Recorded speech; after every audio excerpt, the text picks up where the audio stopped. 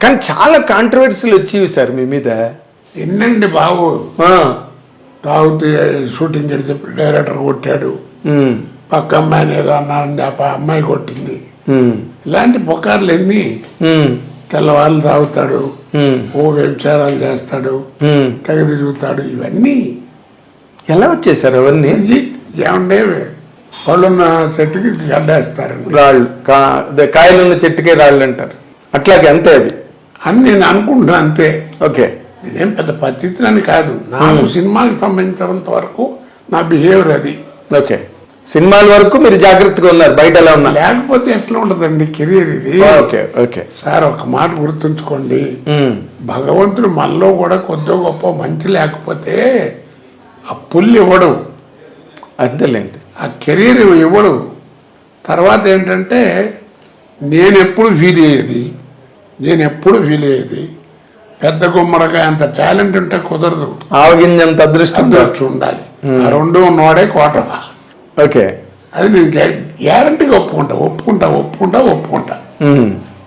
ఎంతమంది లేరండి మహానుభావులు. అంటే మీరు టాలెంట్ మీద షైన్ అయ్యని అనుకోవట్లేదు ఎప్పుడు కూడా? ఆ టాలెంట్ ఇవ్వడం కూడా భగవంతుడి కృపే, అది కూడా అదృష్టంలో భాగం అంటారా? కాదు మరి, నాతో నాటకాలు వేసిన వాళ్ళు లేరు, అవును, నాతో యాక్ట్ చేసిన వాళ్ళు లేరు, ఎంతమంది ఉన్నారు కదా, ఎంతమంది ఉన్నారు. మరేది అవగాహన ఉండబట్టే మీరు కొంతమంది, మీరు భరణి. కాబట్టి ఏంటంటే నేను ఇందాక చెప్పినట్టుగా ఆ కెరీర్ వస్తుంది, ఆ టైం వచ్చినప్పుడు నేను చాలా కాన్ఫిడెన్స్గా ఉన్నాను, చాలా జాగ్రత్తగా ఉన్నాను, నేను క్లియర్గా చెప్పగలను. ఓకే, అంటే ఇప్పుడు ఎంత లేదన్నా ఇప్పుడు ఇవాళంటే ఛానల్స్ ఇవన్నీ వచ్చినాయి అనుకోండి, ఆ రోజుల్లో అయినా తోటి వాళ్ళన్నా అడుగుతారు కదా, ఏంటో రాత్రి ఏంటంటే జరిగిందంట, అటు జరిగిందంట అని, లేకపోతే ఆడుకొట్టాయంట, లేకపోతే ఇది అన్నారట, నిన్న తాగిళ్ళామంటే ఇట్లాంటి అడుగుతారు కదా. అవును, రోజు వాళ్ళని చెప్పండి, చర్చ అయితే జరుగుతుంది కదా. జరుగుతుంది, అవును. ఒకసారి మాత్రం పర్లేదు అనుకుంటాను, చెప్పండి, అన్ని ఓపెన్ అయిపోతున్నాయి ఇవాళ రేపు. నువ్వు ఏం పర్లేదు, ఏముంటుంది, ప్రతిదీ మాట్లాడుతున్నా బయటకు వచ్చి. ఓ రోజు మధ్యాహ్నం దాకా నీకు షూటింగ్ లేదన్నారు, సరే అని చెప్పి ఖాళీ అని కూర్చున్నాను. చచ్చిపోయినాడు ఎంఎస్ నారాయణ, ఏంటి అన్నగారు మధ్యాహ్నం ఎప్పుడో షూటింగ్ ఏది ఖాళీ తింటారంటే, రెండు అన్నామంటే సరే అని చెప్పి ఇద్దరం కలిసి కాసేపు మందేసి అనుకోకుండా కవర్ చేశారు షూటింగ్కి.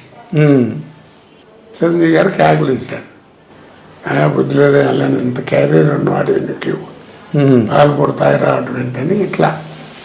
మన నిజమే కదా, తప్పు కదా. ఏ సినిమా అండి అది? జ్ఞాపకం లేదు నాకు. చిరంజీవి గారి కాంబినేషన్ ఆ సినిమా కాదనుకుంటాను, బట్ ఆయనకి తెలిసి కేకలేసారా మీ మీద? కేకలేసారు అనుకుంటా, అట్లాంటిది అది మొత్తానికి ఆయన కేకలేయడం జరిగింది. అంటే మంచిగా, అదేలేండి, మంచి ఆర్టిస్ట్ నువ్వు, కెరియర్ పాడవుతుంది, ఏంటిది అది మంచి చెప్పుకుంటే ఎంత అసహ్యంగా ఉంటుంది అని కేకలేసాడు. అదే మీ అభివృద్ధిని ఆశించి చెప్పిన అంటే మొదటి నుంచి బాగా. మీకు చిరంజీవి గారితో అటాచ్మెంట్ ఎక్కువ అండి? అటాచ్మెంట్ నేను ఎవరి ఇళ్ళకి వెళ్ళనండి, నా దగ్గర ఫోన్ నెంబర్లు కూడా లేవు. ఏదన్నా ఫంక్షన్స్ ఎవరినో వాళ్ళు పిలిస్తే మనం వెళ్తాం, లేకపోతే నాకు ఏదైనా ఫంక్షన్ ఏదైనా ఉంటే పిలవడానికి వెళ్ళడం అంతే తప్ప నేను అసలు ఎవరి దగ్గరికి వెళ్ళను. కాదు, చిరంజీవి గారితో ఏంటంటే ప్రాణం ఖరీదు ఫస్ట్ పిక్చరు, నేను కెమెరా ముందు నుంచింది ఫస్ట్ ప్రాణం ఖరీదు. నేను వాసు గారు డైరెక్టర్. అవును, కే వాసు డైరెక్టర్, మనం పోయారు కదా. అవునండి, ఆయన ఆ సినిమాలో చిరంజీవి గారు కూడా యాక్ట్ చేశారు. అవును, తెలియదు, నేను ఎవరో తెలియదు, ఆయన ఎవరో నాకు అంతవరకు తెలియదు. రాజమండ్రిలో అప్సరా హోటల్ దగ్గర ఉంటే ఒక రోజు సాయంకాలం పూట 7 గంటల వేళ ఒక టేప్ రికార్డులు కదా, అప్పుడు మ్యూజిక్ వినపడి ఇది చేస్తుంది ఏంటని చెప్పి వెళ్ళి చూసా. వరండాలో అయిన చిరంజీవి గారు మెడలో ఆర్టిన్ మార్కు ఆంజనేయ బెల్ట్ ఉంటుంది, చైన్, ఒక చిన్న లంగోటి కంటే కొంచెం పెద్దది, డ్రైవర్ లాంటిది వేసి మ్యూజిక్ పెట్టి విపరీతంగా పిచ్చిగా డ్యాన్స్ చేసేస్తున్నాడు. ఇంటర్ బాబు ఇది అనుకున్నా. అప్పుడు చూసా ఆయన్ని మొట్టమొదటిసారి చూసింది అది. అంటే ఎంత శ్రమ పడాలి ఆర్టిస్ట్ అంటే సినిమాల్లో ఎంత పడతారని తెలిసి వచ్చింది నాకు. ఓకే. అప్పటి నుంచి ఆ తర్వాత ఆ సినిమాలు అప్పుడప్పుడు మాట్లాడడం, తర్వాత నేను కూడా యాక్ట్ చేశానండి ఆ సినిమాలు అంటే అలాగా ఆయన అంటాం. సరే దానితో వేషాలు వ్యవహారం అవును, రావటం. చాలా సినిమాలు చేశారు కదా మీరు ఆయనతో కాంబినేషన్స్. ఫస్ట్ ఆయనకి ఆపోజిట్ ఫిల్మ్ చేసింది ఫస్ట్ పిక్చర్ 786, ఖైదీ నెంబర్ 786. ఆయనకి ఆపోజిట్ చేసింది. ఓకే. దానికి కూడా చాలా సెలెక్షన్ వ్యవహారం ట్రస్ట్ చేస్తూ చిరంజీవి గారు అందరూ చూడటం, ఇది ఓకే చేసుకోవడం. ఓకే. అంటే దానికి ఇంకొకరిని ఎవరినైనా అనుకుని మీరు వచ్చారా లేకపోతే మీరు? ఆ విషయాలు నాకేం తెలియదు. ఓకే. మొత్తానికి ఓకే. బట్ మీరు ఒక్కసారి మీ కెరీర్ని గనక వెనక్కి తిరిగి చూసుకుంటే చాలా లాంగ్ కెరీరు, చాలా గ్లోరియస్ కెరీర్ మీది. అంటే కోట లేనిదే సినిమాని ప్లాన్ చేసుకోలేదు ఎవరు, నాకు తెలిసి ఆ విషయం. శత్రువు సినిమా మీకు చాలా పెద్ద బ్రేక్ కోడి రామకృష్ణ గారి ద్వారా. అవునండి. శత్రువు character of decade, character of the decade, అది బయటకి యూసేజ్ కూడా వచ్చేసింది. బయట కూడా మాట్లాడుకోవడమే ఆ కేక. అవును. ఇప్పుడు ఏదైనా కార్డ్స్ ఆడేవాళ్ళు ఉన్నారనుకోండి, పేక మొక్కేయలేదు, బా తొందరగా మొక్కారు బాబు చంపేస్తాడండి వీడు, ఇలాగా ఒరిజినల్ గా మాట్లాడేది. ఈ హోటల్లో జలపాతాలు ఎవడు పెట్టాడు రా బాబు అని ఇలాగా, ఈ ఫోన్ ఎవడు కనిపెట్టాడు రా బాబు అని దాన్ని అలా అది మామూలు జనజీవితంలోకి వచ్చేసింది ఆ మాట, వచ్చేసిందండి. చాలా మీరు ఒక మంచి మాట చెప్తానండి, ఇన్ని వేషాలు ఇలా కనపడుతున్నాయి కదా, ఒక్క వేషం కూడా ఒక రోజు ముందు పిలిచి నాకు చెప్పింది ఒక్క వేషం లేదండి. నిజంగా భగవంతుడు ఎంత ఎలాంటి మరి జీవితం ఎలా ఇచ్చారు చూడండి.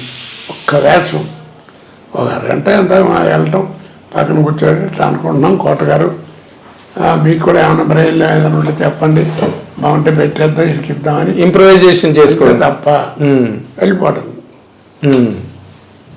అంటే మీరు ఒక అంటే నేను ఎందుకంటే ఇంకో ఎంత చెప్తాను నేను, కొన్ని సినిమాలు పేర్లు చెప్పకూడదు, పైవాడి డైలాగు కిందవాడి డైలాగు ఉండేది, మధ్యలో కోట లేదా క్యారెక్టర్ పేరు ఉండేది కదా, కోట చూసుకుంటాడని రాసేవారు. అది డైలాగ్ మీది. అక్కడ డైలాగ్ కోట చూసుకుంటాడు అన్నది మీ డైలాగ్.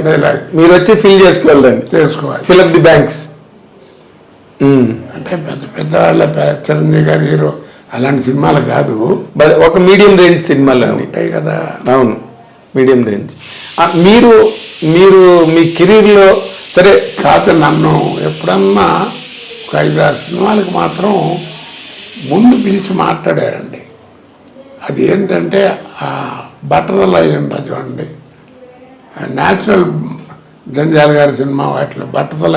అవును, జయకృష్ణ గారు వాళ్ళు అంటే యాక్చువల్ చేయించారు క్రాఫ్ అలా బట్టల్లాగా, మాకు న్యాచురల్ ఏం కావాలండి విగ్గులు పెట్టాను. అప్పుడు పిలిచి ఏమేమి సినిమాలు ఉన్నాయి ఏంటి, ఎక్కడ గ్యాప్ వస్తుంది మీకు ఏంటి ఆలోచన చేసేవారు. ఓ 3-4 సినిమాలు